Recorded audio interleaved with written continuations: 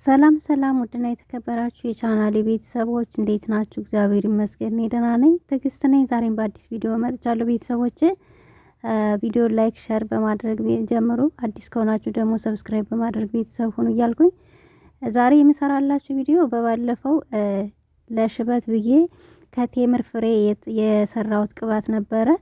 ለሽበት ለጸጉር ለማብዛትና ለፊት ለፊቱ እንዲሁም ደግሞ ቅንድባችሁንም ያሳድጋል። ቅንድባችሁ መቀባት ትችላላችሁ ብያችሁ ነበርና ለቅንድባችን የሚሆን ስር የለን ብላችሁ ነበረ። ብዙ ልጆች ጠይቃችሁኛል። ዛሬ የምሰራላችሁ ለቅንድብ የሚሆን ለቅንድብ ማሳደጊያ እንዲሁም ደግሞ ከፊት ለፊቱ ለሚሸሽባችሁ ለሱ ማሳደጊያ የሚሆን ነው የምሰራላችሁ ማለት ነው። እንግዲህ ቤተሰቦቼ ወደ አሰራሩ ስንሄድ ያው የቴምር ፍሬውን አድርቃችሁ እንደዚህ ትቆሉታላችሁ ማለት ነው። እርር እስከሚል ድረስ እንደዚህ እርር አድርጋችሁ ትቆሉታላችሁ። ዛሬ ለቅንድብና ለፊት ለፊቱ ማሳደጊያ የሚሆን ነው የምንሰራው ማለት ነው። አሁን እንደዚህ አድርጌ ቆልቸዋለሁ። እርር ብሏል። ከዛ በኋላ ድቅቅ አድርገን በመፍጫ እንፈጨዋለን ማለት ነው። አሁን እንደዚህ አድርገን ፈጭተነዋል። ከዛ በኋላ 3 ነጭ ሽንኩርት ያስፈልገናል። እንደምታዩት 3 ፍሬ ነጭ ሽንኩርት ያስፈልገናል። ነጭ ሽንኩርታችንን እንልጥና ከዛ እንፈጨዋለን ማለት ነው። ቤተሰቦቼ ይሄንን ዛሬ የምሰራላችሁን ቅባት ለህፃናት ይሆናል ብላችሁኛል። አይሆንም፣ ለህፃናት አይሆንም። ምክንያቱም ይሄ ነጭ ሽንኩርቱ የማቃጠል ባህሪ ስላለው ህፃናት ላይ እንዳታደርጉ፣ ለጸጉራቸውም ቢሆን ለማንኛውም ነገር ህፃናት ላይ እንዳታደርጉ። እዛ ኮመንት ላይም ለህፃናት ይሆናል ብላችሁኛል። በባለፈው የሰራሁት አዎ ለህፃናት ይሆናል። ምክንያቱም ተልባና የቴምር ፍሬ ዱቄት ነው የሰራሁትና ችግር የለውም ለህፃናት አዎ በደንብ ይሆናል። የዛሬው ግን ለህፃናት አይሆንም፣ ለትልልቆች ብቻ ነው የሚሆነው። እና ነጭ ሽንኩርቴን እንደዚህ አድርጌ እንግዲህ ፈጭቸዋለሁ ማለት ነው።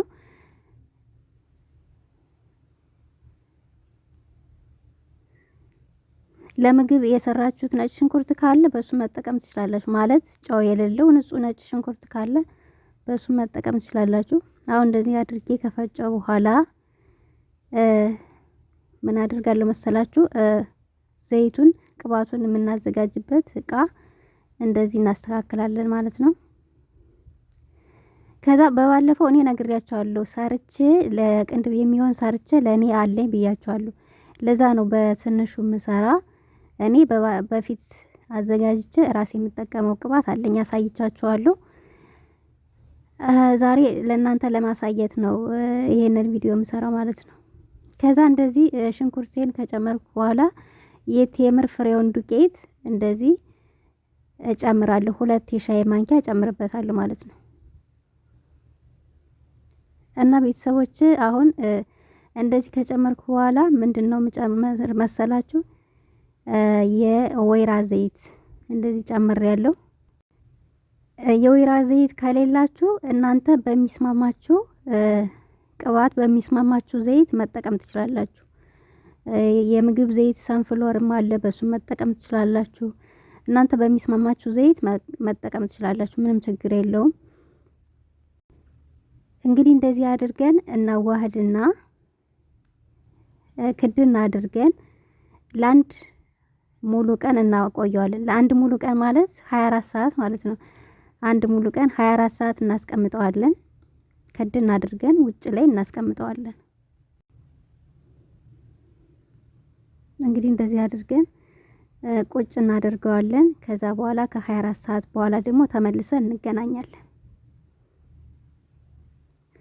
አሁን ከ24 ሰዓት በኋላ እንግዲህ እንደምታዩት ይሄንን ይመስላል። እስኪ አሁን ደግሞ ከፍተን እንየው።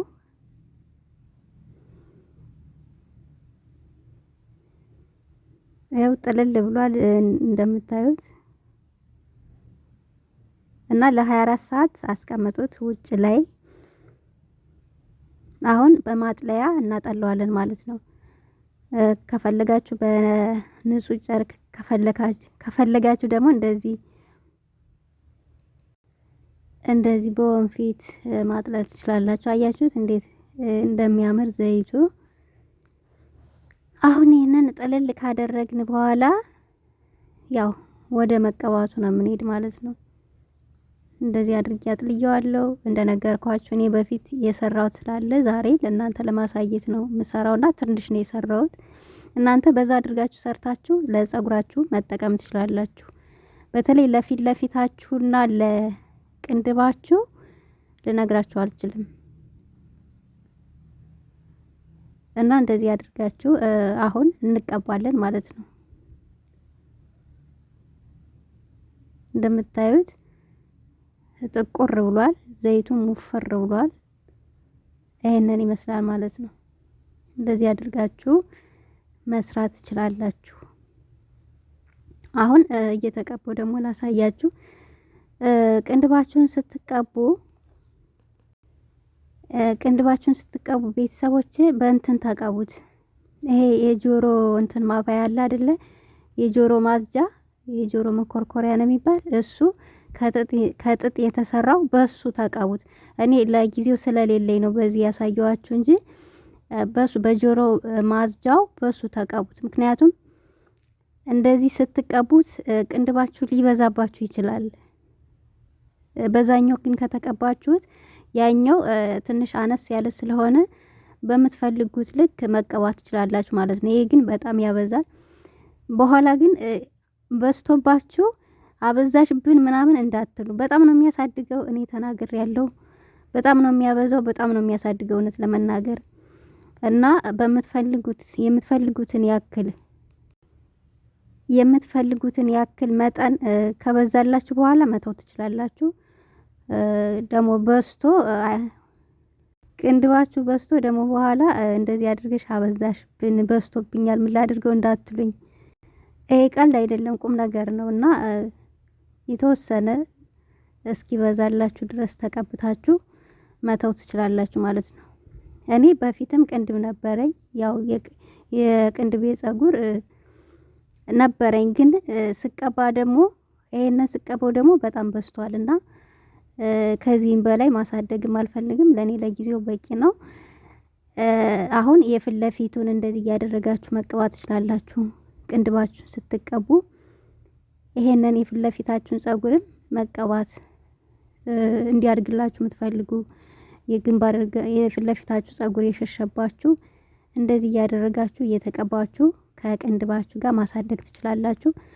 እንዲሁም ደግሞ ለወንዶች ጺም ለሌላቸው ወንዶች ይሄንን ብትቀቡት ጺም ያወጣል እና ደግሞ ጸጉራችሁ ማብዛት የምትፈልጉም በዛ አድርጋችሁ ሰርታችሁ ሙሉ ጸጉራችሁን ውስጡን መቀባት ትችላላችሁ ማለት ነው።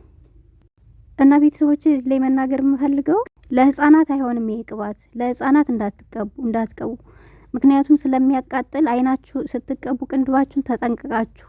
በጣም ነው የሚያቃጥለው ነጭ ሽንኩርት ስለሆነ።